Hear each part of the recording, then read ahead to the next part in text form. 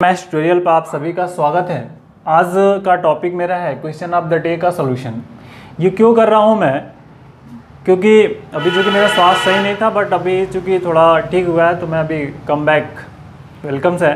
तो अब क्वेश्चन ये है कि क्वेश्चन ऑफ द डे का सॉल्यूशन क्यों दे रहा हूँ, क्योंकि बहुत सारे फ्रेंड्स की रिक्वायर्ड्स थी, बोलते थे सर आप क्वेश्चन सॉल्यूशन भी हमें दीजिए। तो मैं कोशिश करूँगा जितना हो सके आपको दूँ। बहुत सारी बातें हैं, बहुत सारी चीज़ें कहता हूँ मैं कि ये करूँगा, नोट्स आपको प्रोवाइड कर पाता हूँ, एज यूजुअल कर नहीं पाता हूँ। कभी कोई चीज़ प्लानिंग करता हूँ तो एक्चुअल में बीमार हो जाता हूँ। तो अभी प्लानिंग करना ही छोड़ दिया मैंने कि मैं प्लानिंग और अभी कुछ नहीं करूँगा। जो चीज़ आएंगे प्रेजेंट टाइम में वो आपको मैं प्रोवाइड करने की कोशिश करूँगा जैसा मुझे टाइम मिल पाएगा। तो क्वेश्चन ऑफ द डे जो मैं डेली अभी लीनियर अलजेब्रा के कम से कम 40-50 क्वेश्चन आपको दूंगा, उस पर बात करेंगे। तो क्वेश्चन ऑफ द डे है 1 और 2। सोल्यूशन नहीं दे पाया बट क्वेश्चन तो जरूर दूंगा आपको डेली। ये दो क्वेश्चन दिए हैं, तो इस क्वेश्चन को मैं अपने फेसबुक पेज, जो AM मैथ्स ट्यूटोरियल हमारा फेसबुक पेज है, मैं उस पर करूँगा। तो आप फेसबुक पेज पे भी देख सकते हैं और मेरे यूट्यूब चैनल पे तो ऑलरेडी रहेगा ही रहेगा, तो वहाँ से और यहाँ से देख सकते हैं। अगर सोल्यूशन चाहिए तो मेरे ब्लॉग पे भी देख सकते हैं आप। पेज में JPG में सोल्यूशन चाहिए तो मैं इसको ब्लॉग में अपने कर दूंगा। तो AM मैथ्स ट्यूटोरियल नाम से मेरा ब्लॉग भी है, तो उस ब्लॉग पे भी आप देख सकते हैं। जहाँ मर्जी चाहे कहीं भी ढूंढेंगे मिल जाएगा आपको। तो अब इस क्वेश्चन की बात करें, ये प्रॉपर्टी बेस्ड प्रॉब्लम्स है। प्रॉपर्टी यदि आपको रिमेंबर है तो हो जाएगी। तो जो हम क्वेश्चन नंबर 1, 2, 3 जो मैंने लिखा हुआ था, वो क्वेश्चन के 4 ऑप्शंस यहाँ पे ये दिख रहे हैं। तो इन्हीं क्वेश्चन के ऑप्शन पे हमें बात करनी है। तो पहले बेसिक चीज़ को समझेंगे, उसके बाद क्वेश्चन को सॉल्व करेंगे तो इजीली हो जाएगा। सो अभी तक यदि मैंने इससे पहले आपसे एक रिक्वेस्ट है कि यदि आपने मेरे चैनल को सब्सक्राइब नहीं किया तो प्लीज़ सब्सक्राइब करें, शेयर करें, लाइक करें और बेल बटन को दबाएं, जिससे अगर कुछ मैं अपलोड करूं तो आपको नोटिफिकेशन हमेशा मिलता रहे। आइए तो क्वेश्चन नंबर 1 की बात करेंगे। पहले 1, let A be the 3x3 matrix है, उसकी आइगन वैल्यू दी हुई है। तो हम पहले लिख लेते हैं आइगन वैल्यू ऑफ AR क्या है, 1, -1 and 0।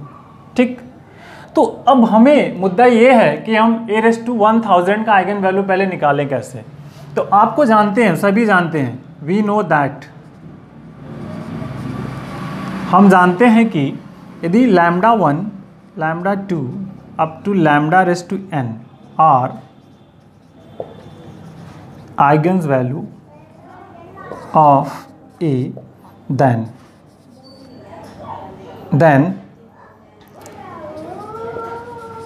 Eigen value of A⁻n are क्या होगा, λ1n, λ2n up to λn⁻n। ये चीज़ें हो जाएंगी। तो यहाँ पे हम निकाल लें eigen value of A⁻1000 are, 1 के पावर 1000 -1 के पावर 1000, 0 के पावर 1000 क्या होगा, 1 1 1 0, क्योंकि ये इवन नंबर है तो प्लस हो गया। अब ये चीज़ें हैं, अब हमें इसके डिटरमिनेंट की बात करनी है। ठीक है, तो अब ये क्या होगा, आइगन वैल्यू क्या होंगे, ये चीज़ें नहीं होती, याद रखिएगा। Determinant A + B is not equal to determinant of A + determinant of B। अगर ऐसा होता तो हम डायरेक्ट कर लेते, लेकिन ये होता नहीं है। तो अब हमें पहले फाइंड करना होगा eigen value of I + A⁻100 1000, ये निकालना होगा। उसके बाद ही आगे कुछ बात बन पाएगी। तो अगर ऐसी कंडीशंस है तो हम ये आइगन वैल्यू कैसे निकालेंगे। तो इन दोनों का आइगन वैल्यू क्या होगा, इनके आइगन वैल्यू का सम। सिंपल सी बात है, यदि A + B के आइगन वैल्यू को हमें निकालना है तो उनके आइगन वैल्यू को आपस में हम जोड़ देंगे तो निकल जाएगा। The use the properties. तो हम पहले निकालेंगे कि eigen value of I + A⁻1000 क्या हो जाएगा, R। ठीक है, तो I के जो होंगे आइगन वैल्यू क्या होंगे, आइडेंटिटी मैट्रिक्स है तो 1 1 1 हो जाएंगे। तो 1 + 1 हो जाएगा, फिर 1 + 1 हो जाएगा और 0 + 1 हो जाएगा, 2 2 2 1 हो गया। अब डिटरमिनेंट तो निकाल ही सकते हैं, product of eigen value 2 × 2 × 1 that is the 4। ये हो गया। तो ये चीज़ें हो गई आइगन वैल्यू के बारे में। तो 4 आंसर हो गया, ठीक है, दैट इज द करेक्ट। तो हमारे पास जो ऑप्शन था वो सी नंबर का ऑप्शन है, that is the C is the correct. Okay, अब नेक्स्ट की बात करते हैं, क्वेश्चन नंबर 2 की। ये क्लियर है भाई? 2 की बात कर ले हम। 2 भी बहुत इजी है। यदि आपको प्रॉपर्टी यूज करना है, मैट्रिक्स की प्रॉपर्टी को यूज करके सिंप्लीफिकेशन कर लेना है। तो क्वेश्चन 2 कह रहा है कि if A is the 3x3 real matrix with satisfied AQ is equal to A, तो पहला ऑप्शन है A इज द इन्वर्टिबल है, A can not be diagonalizable है, A इज डायग्नाइजेबल है, और कैरेक्टरिस्टिक पॉलिनोमियल है different from minimum polynomial.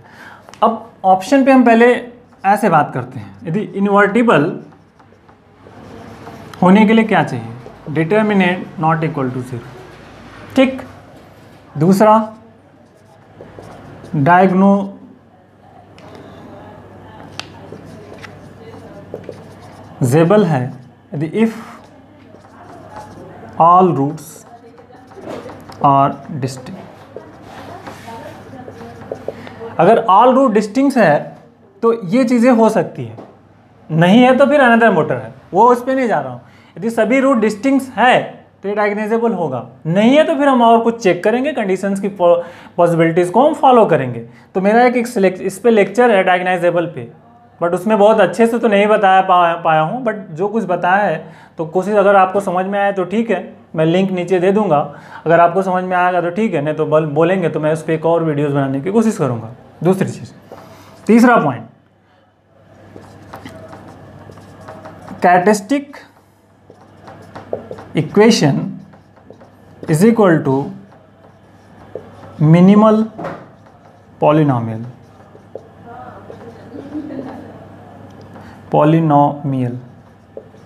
If, ये कब होता है? If roots are distinct. ये चीज़ें अगर हैं तो ऐसी चीज़ें हमें फॉलो करने को मिल जाएंगी। तब हम इस पे बात करेंगे, इस वाली चीज़ पे। AQ है बराबर A है, तो हम A बराबर मान लेंगे इज लैम्डा। आपको सभी को पता है Cayley Hamilton theorem, every square matrix satisfy its own characteristic equations. तो हम मान लेते हैं कि लैम्डा इज आइगन वैल्यू, तो lambda cube is equal to lambda cube minus lambda equal to 0। So lambda is a common, lambda square minus 1 equal to 0। So lambda equal to 0, lambda equal to plus minus 1। इस roots कितने हो गए? 0, 1, minus 1। ये चीज़ें हो गई। और ये कैसे हैं? डिस्टिंक्ट, सभी डिस्टिंक्ट हैं। तो अब ये डिस्टिंक्ट है तो ये डायग्नाइजेबल है, पहली बात होगी, डायग्नाइजेबल होगा, पहली बात है, क्योंकि हमने लिख दिया है कि डायग्नाइजेबल है। अभी से ऑल रूट्स आर डिस्टिंक्ट, अगर हैं तो ये डायग्नाइजेबल है, मतलब ये डायग्नाइजेबल है। इनवर्टिबल, तो डिटर्मिनेंट इक्वल टू क्या हो जाएगा? 0 into 1 into minus 1, that is the 0। तो डिटर्मिनेंट 0 है तो ये इन्वर्टिबल नहीं होगा, मतलब जो ऑप्शन में हमारा पहला ऑप्शन है कि A is the invertible, so that is the wrong, ये इन्वर्टिबल नहीं है, ठीक। So not invertible. दूसरा, एक कैन नॉट बी डायग्नाइजेबल, बट करें कि रूट्स आर डिस्टिंक्ट है तो दैट इज द डायग्नाइजेबल, तो B इज आल्सो इनकरेक्ट, जो B ऑप्शन है वो करेक्ट, इनकरेक्ट। सी पे A is the diagnosable, S, A is the diagnosable, and the characteristic polynomial of a different from its minimum polynomial। कह रहा है कि जो characteristic polynomial है, characteristic रूट्स जो है, सॉरी characteristic polynomial होना चाहिए, यहाँ पे रूट्स का इक्वेशन लिख दिया, ठीक है, चलेगा। तो characteristic polynomial क्या हुआ? मिनिमम पॉलिनोमियल से डिफरेंट है? नहीं, क्योंकि रूट से यदि डिफरेंट है, डिस्टिंक्ट है, तो characteristic polynomial, minimum polynomial are same, ठीक है, तो दोनों सेम होते हैं। तो इट मीन्स पहले A, B जो D है वो गलत हो गए, जो कुछ कंडीशंस को फुलफिल नहीं कर रहे हैं। तो सिर्फ कौन सा है? जो हमारा C वाला ऑप्शन है, A is the diagonalizable, that is the correct. Okay, so take care, thank you, bye bye.